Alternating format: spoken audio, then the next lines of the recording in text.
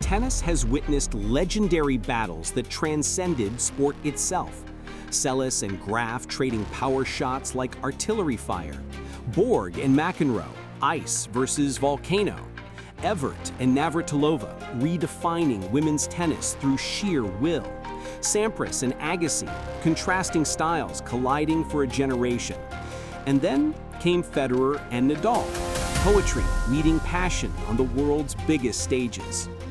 But what if the greatest rivalry in tennis history wasn't any of these? What if two gladiators spent nearly 2 decades locked in 60 battles, redefining greatness itself? Today, we're diving deep into the rivalry that consumed tennis.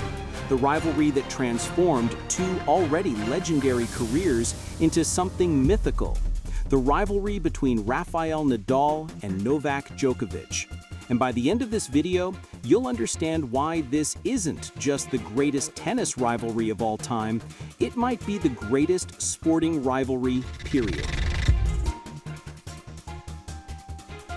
As long as Nadal is playing, as long as I'm playing, Nadal is always my biggest rival, regardless of the rankings or what's going on the tour. But have been always a big challenge, a great rival, and it's a player that have been always pushing me at the highest level. But to understand how we got here, we need to go back to the golden age when Roger Federer and Rafael Nadal ruled the world.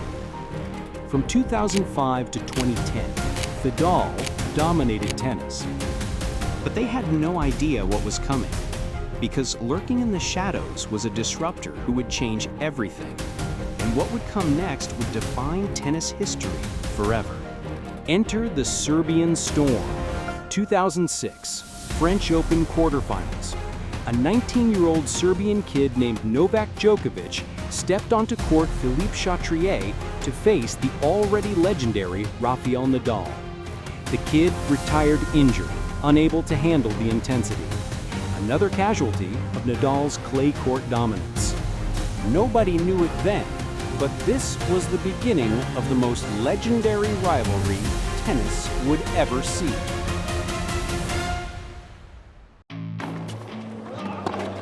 Oh, it's magnificent! This is the match that we all expected. High drama. Oh, come on, Rafa Nadal! I've never seen anything like it. Oh, he's done it! What a rally! Absolutely incredible from Rafael Nadal. Oh my words! What a way to win this match. Oh, can you believe it? He's done it again! That is phenomenal! Oh, absolutely outrageous from Rafael Nadal. Oh, what a turn! Got to be kidding me! Absolutely sensational. Absolutely insane. Insane, I tell you. Tennis from another level from Novak Djokovic. Oh, brilliant. Absolutely brilliant from Djokovic. It's tennis nearer the gods! No mortal may approach. And don't try this at home. 2011, the year everything changed. Djokovic didn't just improve, he evolved into a tennis cyborg. Oh, that's unreal! 41-match winning streak to start the season, beating Nadal in 6 consecutive finals. The Serbian had unlocked a level of tennis that seemed to defy physics. Oh, Djokovic is the champion in Rome. A remarkable season gets better and better. Return positions that shouldn't work, defensive shots that became offensive weapons, mental strength that bordered on supernatural. But this wasn't just about Djokovic ascending. This was about the birth of something unprecedented, a rivalry that would rewrite the record books. From that moment forward, Nadal-Djokovic became tennis. Not Federer, not any other matchup. These two warriors would engage in gladiatorial combat that made every other rivalry look quaint by comparison. The numbers are staggering. 60 matches, more than any other men's duo in tennis history. Djokovic leads 31-29, but that slim margin tells you everything you need to know about how evenly matched these titans are. And here's what makes this truly extraordinary. 28 of those 60 matches were finals. Think about that. Nearly half of their encounters were when championships were at stake, when the pressure was at its absolute peak. Let's get technical for a moment, because the numbers behind this rivalry are absolutely mind-blowing. Grand Slam head-to-head, Nadal leads 11-7, but look deeper. Djokovic leads 2-0 at the Australian Open and 2-1 at Wimbledon, including their only Wimbledon final in 2011. At the US Open, incredibly, all 3 meetings were finals, Nadal winning in 2010 and 2013, Djokovic taking 2011. Meanwhile, Nadal dominates 8-2 at Roland Garros. Each surface tells a different story, each battlefield favoring different weapons. Surface breakdown, Nadal leads 20-9 on clay, his kingdom, his domain. Djokovic counters with a crushing 20-7 advantage on hard courts. Grass, dead even at 2-2, because of course it is. Grand Slam titles, Djokovic 24, Nadal 22. The 2 most successful men in tennis history, separated by just 2 titles after nearly 2 decades of warfare. But here's the statistic that defines everything. They are the only pair in tennis history to meet in all 4 Grand Slam finals. 9 Grand Slam finals total, with Nadal leading 5-4 in those ultimate pressure cookers. Every major tournament, every surface, every pressure situation, these two have faced each other when everything was on the line. Some matches transcend sport and become art. Some matches are so brutal, so beautiful, so impossibly dramatic that they redefine what's possible. Nadal and Djokovic have given us more of these moments than any rivalry in tennis history. 2009 Madrid Masters semifinal. Over 4 hours of clay court insanity. The longest 3-set Masters match ever played. Nadal saving 3 match points. The crowd treating it like a football match. I'm running out of superlatives because the tennis is spectacularly good.